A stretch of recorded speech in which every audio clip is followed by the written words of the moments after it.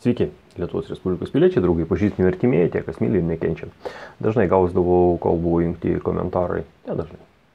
Gaudavau karts nuo karto priekaištų dėl fono esančio už manęs, kad kažką pasidaryti, kad nebūtų toks depresija varantis. Nu, štai prašom, jums, tiem, kam trukdė, galėsit pasigražėti gėlėmis. Taip jau susidėliojo, kad man atliko vieną pokštę, aš taip gražiai susikompiliavau, sudėliojau gėlytės, norėjau padovanoti, bet man nepavyko, nesigau. Liko man, norėjau išmesti, bet kažkaip pagailo, galvoju, su jumis pasidalinsiu. Šiandienos tema Donaldo Trumpo pasisakymai dėl imigrantų ir jų vaikų. Kad nelegalių emigrantų vaikai neturi teisės būti Jungtinėse Amerikos valstijose ir jie turės būti deportuoti. Atimta pilietybė. Ir čia yra, kodėl man tai svarbu, kodėl aš apie tai noriu pasišnekėti, dėl to, kad mūsų šalyje yra daug žmonių, kurie išvažiavo į užsienį su tą mintim vedini, fantazijų, kažkokių iliuzijų, kad jie ten labai reikalingi, kad jų ten kažkas laukia, jie išvažiavo į Jungtinės Amerikos valstijas.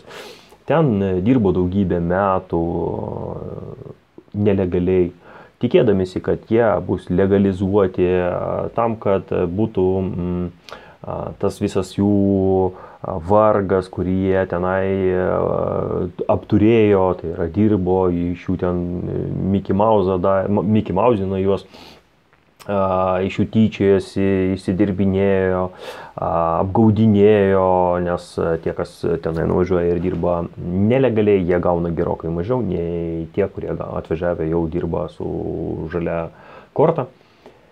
Ir va tie žmonės dirbo daugybę metų, tikėjosi, kad juos legalizuos, bet po to jų nelegalizavo, arba jie nesulaukė ir išvažiavo, o yra tokių žmonių, kurie tenai darė statymą ant to, kad vat, jie susilauks vaikų ir tada jau bus jiems paprasčiau tenai gyventi. Ir jie susilaukė vaikų, vaikai gimė Jungtinėse Amerikos valstijose, jie gavo automatiškai pilietybę. Ir kas galėjo pagalvoti, kad vieną gražią dieną jie, tie asmenys, kurie buvo nelegalai, jų vaikai taps nebereikalingi kapitalistinėje santvarkoje. Kaip tai galima buvo numatyti ir kas galėjo, kad santvarkoje, kuri pastatyta ant žmonių išnaudojimo, kažkas gali būti nereikalingas. Niekad nėra buvę. Niekad nebūčiau pamanęs, kad taip yra įmanoma. Aš apie ką? Masinio debilizavimo priemonės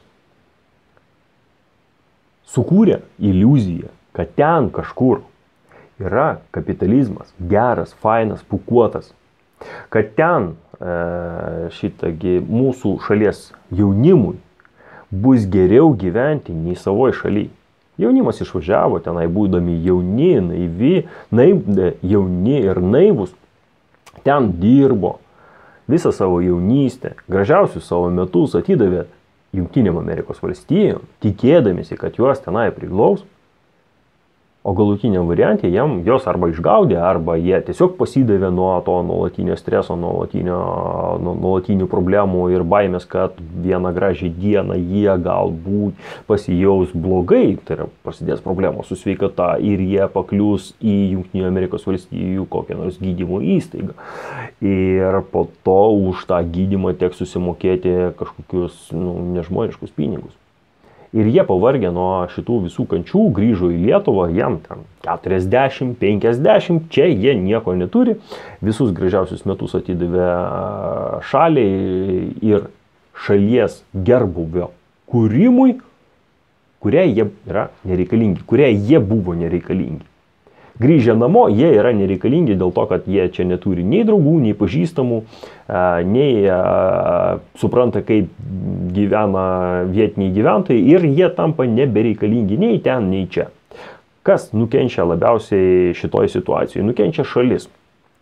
Nes gerbūvis buvo kūrimas ne gimtojoj šaly, ne toj šaly, kurioje žmogus gimė, augo, mokėsi ir turėjo atsidėkoti tai šaliai. Ne, jie viskas pjovė, išvažiavo į kitas šalis ir tenai kūrė gerbūvį kitom šalim.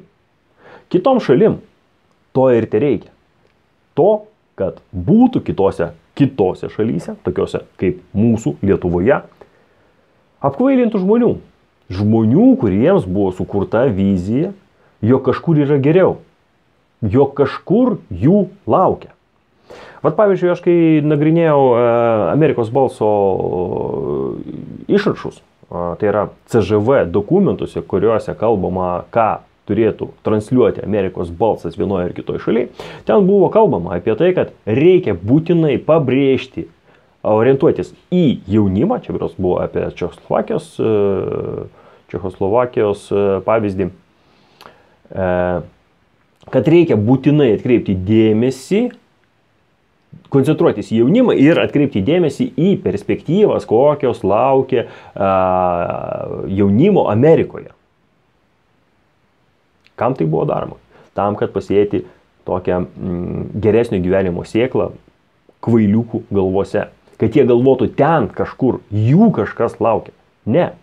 Ten yra kapitalizmas, tose kitose šalyse, tai yra vakarų šalyse. Viskas yra pastatyta ant žmonių išnaudojimo.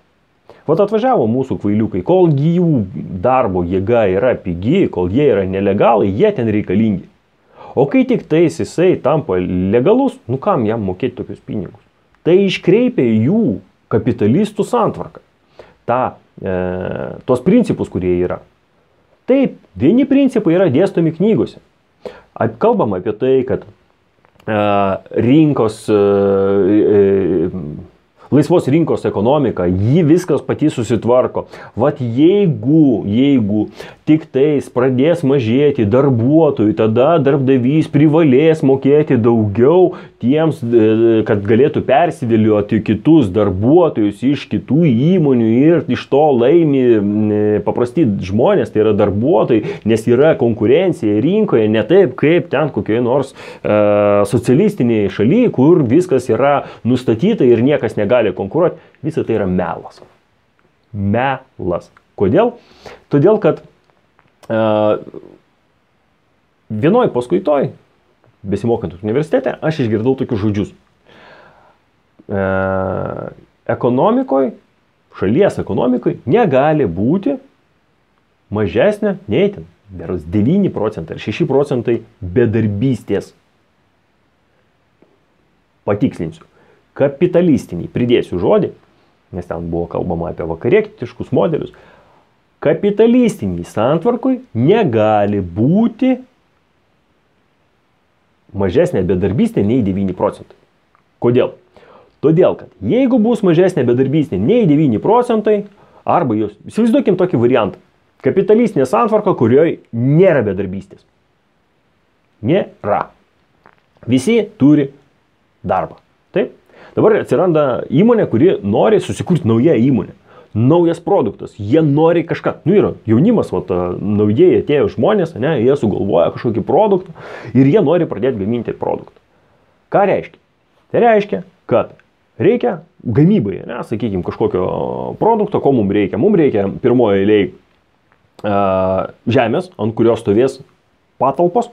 Mums reikia patalpų, kažkokio statinio, tam statiny turės būti kažkokia gamybos įranga.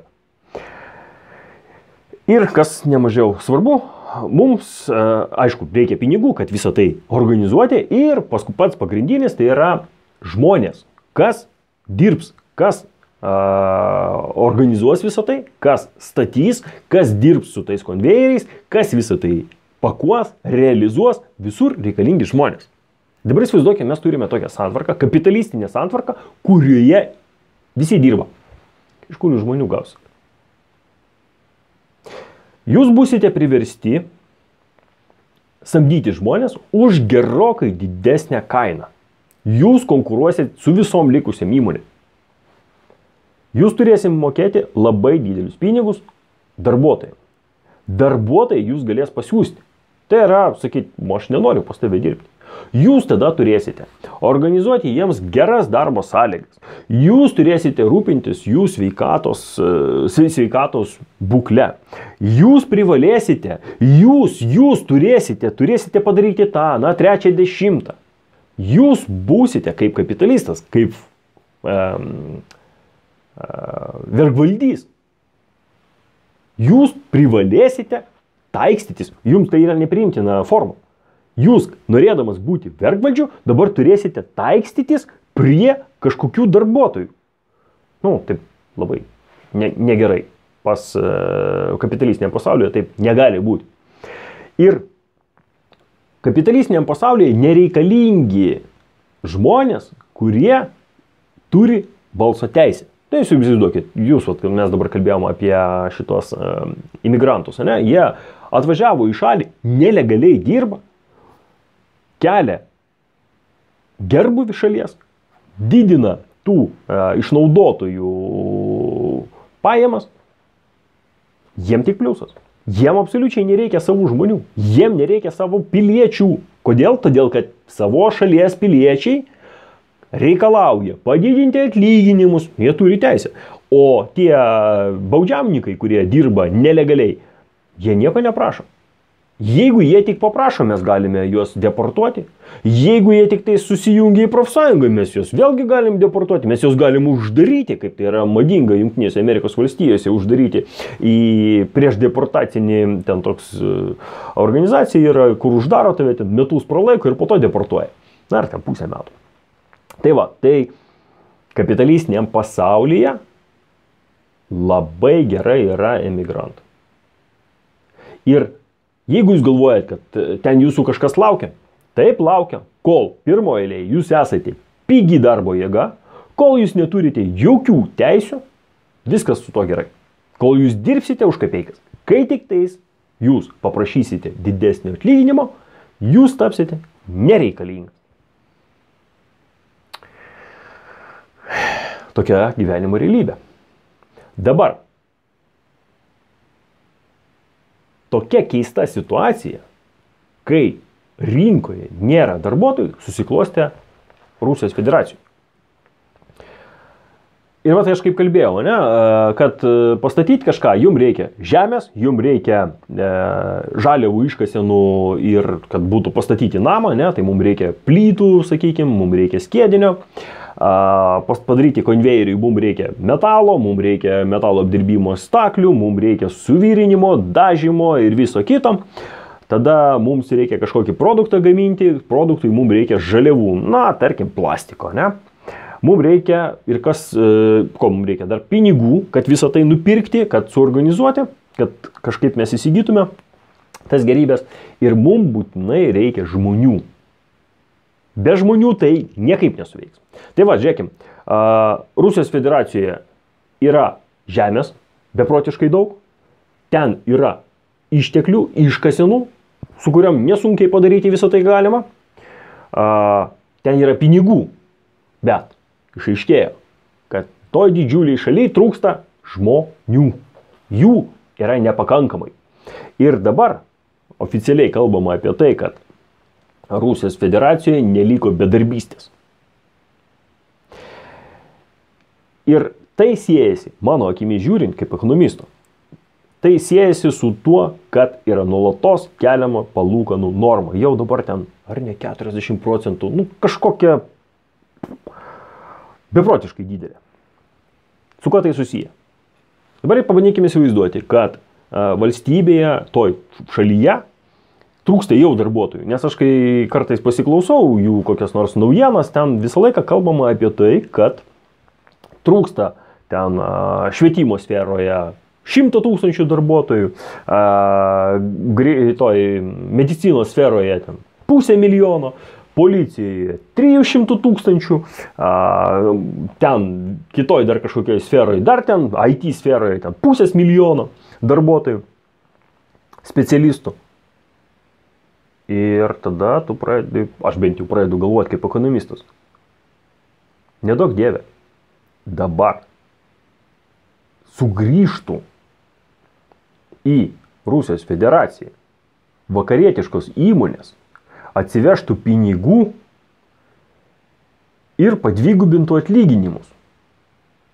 Nu, imant bendrai rinkos atlyginimus esančius rinkoje už tokius pačius darbus, jos padvigubintų. Yra didžiulė tikimybė, kad Rusijos federacijai nutiks sumaištis. Kodėl? Todėl, kad žmonės iš valstybinių įstaigų, iš kariuomenės, tie, kurie eina į kariuomenę dėl pinigų, jie visi nubėgs į tas užsienio kompanijas.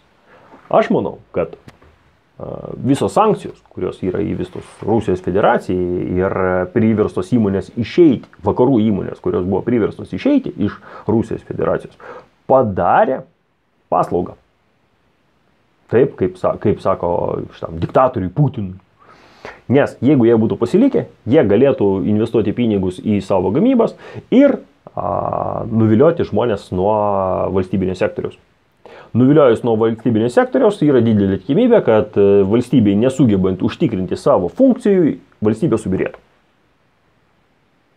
Dėl tos pačios greičiausiai priežasties Nabiulina nuolatos didina palūkanų normą tam, kad nedaug dievė nesusikurtų naujų įmonių, kurios pervilėtų iš kitų pramonės sektorių darbuotojus. Iš vienos pusės sakyčiau, kad įžvalga įdomi. Iš kitos pusės galimas daiktas, aš padarysiu meškos paslaugą Rusijos federacijai.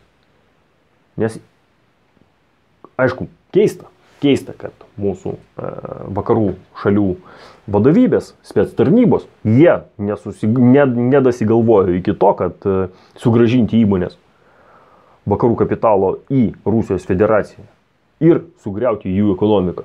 Nelabai suprantu, kodėl. Matomai, mūsų valdininkijos lygis yra stipriai prakrytęs. Tai yra mūsų, aš kalbu apie vakarų civilizaciją. Visą demokratinį, civilizuotą pasaulį. Tai tokia situacija. Kapitalistinėse šalyse kapitalistam, tai yra verslininkam, tai yra verslui, stambiam verslui, giluminiam deep state'ui, taip vadinamam, visiškai neapsimoka tai, kad šalyje nebūtų bedarbystės. Jie tyčia daro taip, kad būtų bedarbystė. Jie tyčia tempia į šalį nelegalius darbuotojus. Jie tyčia, kaip pavyzdžiui Lietuvoje, prastumia tų įvairių pramonės šakų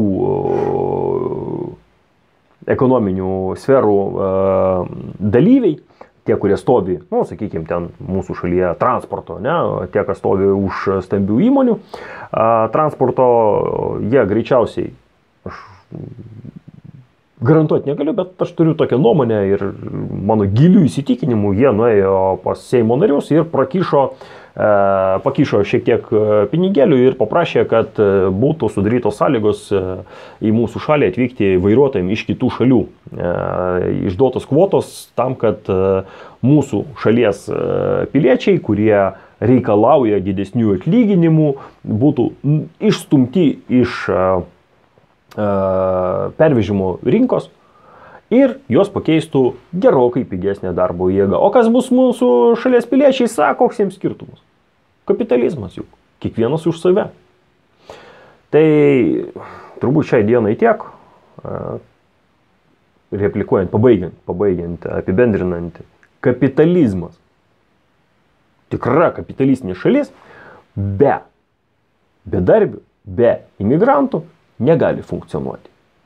Tie, kas važiuoja į kitas šalis ir įsivaizduoja, kad jie ten reikalingi, juos ten mylės, globos ir jie tenai prigys, ne faktas, kad jūsų neišgrūs rytoj, poryt, po metų, galbūt 10.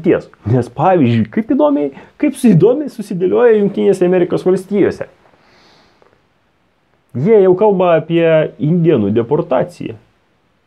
Nes indėnai, matote, tie, kurie tenai gyveno, jie pasirodo neturi dokumentų. Ne visi, bet yra tokių, kurie, būdami vietiniai gyventojai, neturi dokumentų. Nes jie neatvyko iš niekur.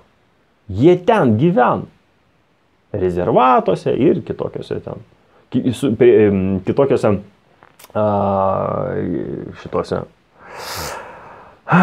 vietovėse, pavadinkim taip.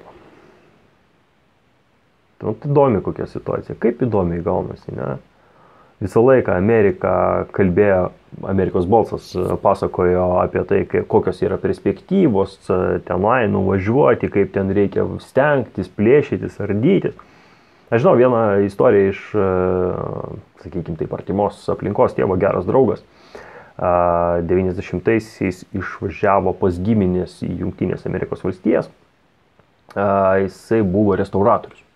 Jisai vieno rašytojo sūnus buvo. Ir jisai išvažiavo Jungtinės Amerikos valstijas, 3 mėnesiam tuo metu buvo leidžiama. Ir neturėjo ką veikti. Vat jisai vieną dieną pavaikščiojo, antrą dieną, trečią dieną, atsibodo, po savaitės jau nebenustygo vietoj. Jisai užėjo į įrankių parduotuvę. Ir įrankių parduotuviai buvo kampelis, kur galima buvo tos įrankius pasibandyti. Jisai pasiklausė, ar čia galima, jo, galima, prašom, pabandykite, pasižiūrėkite. Jis atsisėdo, pasėmė kažkokią pliauską, pasėmė kaltą, pasėmė dar kažkokių įrankių ir pradėjo drožinėti. Po kurio laiko priėjo juodaodis ir sako, kaip tu čia, kas čia, iš kur tu čia, aš taip atvažiavau, neturiu ką veikti, pats Stalius, tas restauratorius, jisai buvo, restauruodavo įvairius dalykus, Stalius restauratorius. Ir juodaodis sako, klausyk, ateik pas mane dirbti. Sako, aš nelabai galiu ten, nepergyvenk, aš sutvarkysiu. Tai tas juodaodis įdarbino tėvo draugą. Tėvo draugas dirbo tenai, nelegaliai, kurį laiką, o po to tas juodaodis padėjo užpildyti dokumentus žaliai kortai.